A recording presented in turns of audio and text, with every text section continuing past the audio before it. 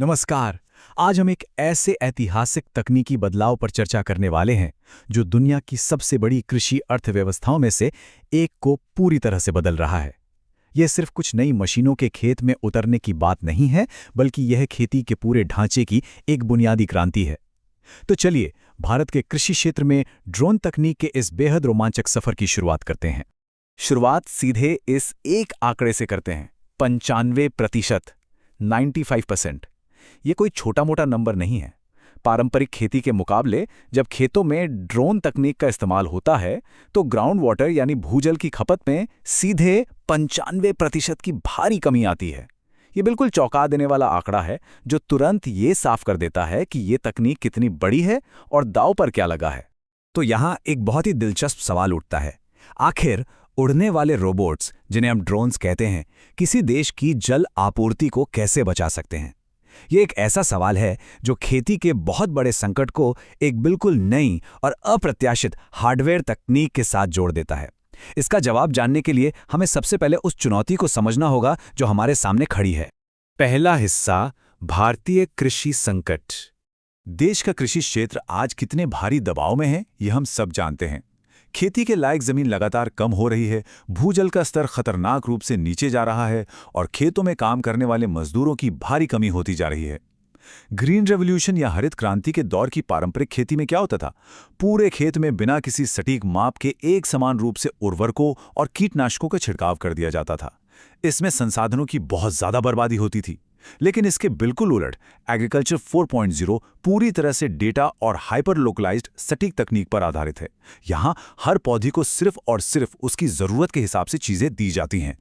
दूसरा हिस्सा, किसान ड्रोन से मिलिए। अब इन ड्रोन्स के हार्डवेयर पर नजर डालते हैं। भारतीय इंजीनियरों ने इन्हें खास तौर पर ग्रामीण इलाकों और वहां की लॉजिस्टिक्स के हिसाब से डिजाइन किया है। जैसे एक बेहद कॉम्पैक्ट मॉडल है एवी स्प्रे 10C। ये आकार में इतना छोटा और असरदार है कि इसे खेतों तक ले जाना बहुत आसान हो जाता है। पर ध्यान देने वाली बात यह है कि ये सिर्फ उड़ने वाले वाहन नहीं हैं, बल्कि ये उड़ते हुए क्लिनिक की तरह काम करते हैं। इनमें लगे एडवांस सेंसर पेलोड जैसे RGB, थर्मल और हाइपरस्पेक्ट्रल कैमरे पौधों के लिए एक प्रिडिक्टिव मेडिकल स्कैन का काम करते हैं। यानी पौधे में कोई बीमारी आने या पानी की कमी होने के हफ्तों पहले ही ये सेंसर्स उस तनाव को पकड़ लेते हैं। इस पूरी प्रक्रिया की जान है एक खास मीट्रिक जिसे NDVI कहते हैं। असल में स्वस्थ पौधे प्रकाश संश्लेषण के लिए लाल रोशनी को सोख लेते हैं और नियर इंफ्रारेड रोशनी को रिफ्लेक्ट करते हैं। इन ड्रोन्स में लगे ऑनबोर्ड कंप्यूटर्स इसी रिफ्लेक्शन को नापकर फसल के स्वास्थ्य का सटीक हिसाब लगाते हैं। इससे सबसे बड़ा फायदा ये हुआ है कि खेत में जाकर सिर्फ आंखों से देखकर अंदाजा लगाने का जो पुराना तरीका था, वो अब पूरी तरह से खत्म हो गया है। और अगर पर्यावरण पर इसके असर की बात करें तो नतीजे और भी शानदार हैं। पारंपरिक मैनुअल तरीकों में कीटनाशक के उपयोग की दर सिर्फ 30% के आसपास होती थी, बाकी सब बर्बाद। पर ड्रोन एटमाइजेशन के साथ ये दर सीधे 85% तक पहुंच जाती है। ऐसा इसलिए होता है क्योंकि ड्रोन के पंखों से निकलने वाली तेज हवा, जिसे रोटर वॉश कहते हैं, पत्तियों को इस तरह हिलाती है कि बेहद बारीक बूंदें पत्तियों के ऊपर और नीचे दोनों तरफ बिल्कुल बराबर फैल जाती हैं। तीसरा हिस्सा, ड्रोन एज अ सर्विस यानी डास का अर्थशास्त्र। तकनीक भले ही कितनी भी शानदार क्यों न हो, पर इसका बिजनेस मॉडल ही इसे असल में क्रांतिकारी बनाता है। भारत के लगभग 86% किसान छोटे या सीमांत हैं। एक कमर्शियल ग्रेड ड्रोन खरीदने में 3.5 लाख से लेकर 11 लाख रुपए तक का शुरुआती खर्च आ सकता है। इतनी बड़ी पूंजीगत लागत या कैपेक्स उठाना एक आम किसान के लिए बिल्कुल असंभव है। यह तकनीक को अपनाने में सबसे बड़ी रुकावट थी। और यहीं एंट्री होती है ड्रोन एज अ सर्विस या डैश मॉडल की। ये मॉडल वाकई में एक जीनियस आइडिया है। इसमें किसान को लाखों रुपए का ड्रोन खुद खरीदने की कोई ज़रूरत नहीं है। इसके बजाय वे एक सर्विस प्रोवाइडर से सीधे किराए पर यह सुविधा ले सकते हैं। इस मॉडल से किसान की लागत में भारी कमी आती है और काम की एफिशिएंसी इस हद तक बढ़ जाती है जिसकी कभी कल्पना भी नहीं की गई थी। एफिशिएंसी की बात करें तो एक बार समय के इस भारी अंतर पर गौर करते हैं। पारंपरिक रूप से मजदूरों को 1 एकड़ में भारी टैंक पीठ पर लादकर छिड़काव करने में कम से कम 120 मिनट लगते थे। ये कमर तोड़ देने वाला काम था। लेकिन अब एक लोकल डैश प्रोवाइडर अपने ड्रोन से उसी 1 एकड़ को महज 11 मिनट में कवर कर लेता है। बस 11 मिनट, ये समय की बहुत बड़ी बचत है। चौथा हिस्सा, ड्रोन दीदी क्रांति। अब थोड़ा इंसानी पहलू और पॉलिसी की तरफ बढ़ते हैं। संघीय सरकार की सब्सिडी योजनाएं ग्रामीण भारत के श्रमिक ढांचे को पूरी तरह से नया आकार दे रही हैं। नमो ड्रोन दीदी योजना इसी बदलाव का एक बेहतरीन उदाहरण है। इसकी वित्तीय संरचना को समझना जरूरी है। इसमें ग्रामीण महिला स्वयं सहायता समूहों को ड्रोन की खरीद पर सीधे 80% कैपिटल सब्सिडी मिलती है। बाकी की लागत के लिए सिर्फ 3% ब्याज दर पर लोन मिल जाता है और फिर 15 दिन की अनिवार्य लाइसेंसिंग ट्रेनिंग दी जाती है। ये पूरा स्ट्रक्चर उस महंगे हार्डवेयर के रिस्क को लगभग खत्म कर देता है और तकनीक को सब तक पहुंचाता है। इसका सबसे अहम नतीजा है आर्थिक सशक्तिकरण।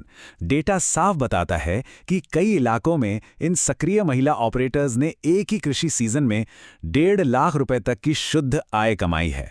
ये सच में सदियों पुरानी परंपराओं को तोड़ने वाला कदम है।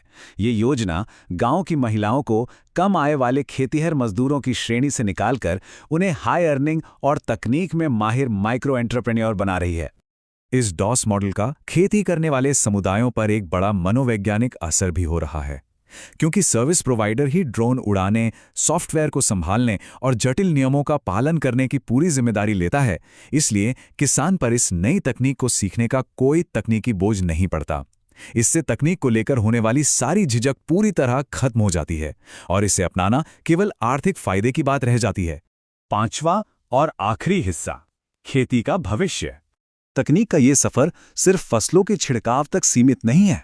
इसके आगे पारिस्थितिक फायदे भी सामने आ रहे हैं। जैसे स्वदेशी इनोवेटर्स ने मल्टी नोजल सीड डिस्पेंसर बनाए हैं जो डायरेक्ट सीडेड राइस के जरिए हवा से ही बीज बो देते हैं, जिससे पानी की 92% तक बचत होती है।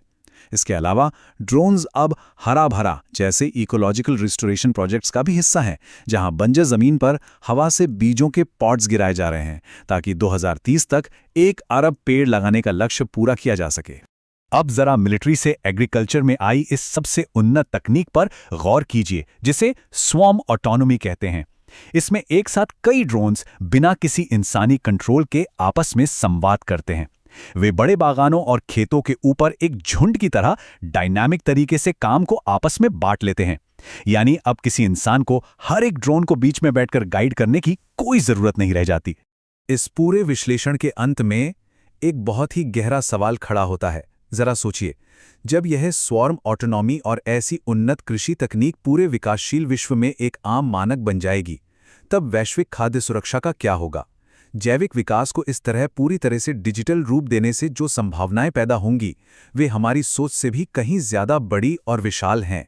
इस एक्सप्लेनर में साथ जुड़ने के लिए बहुत बहुत धन्यवाद।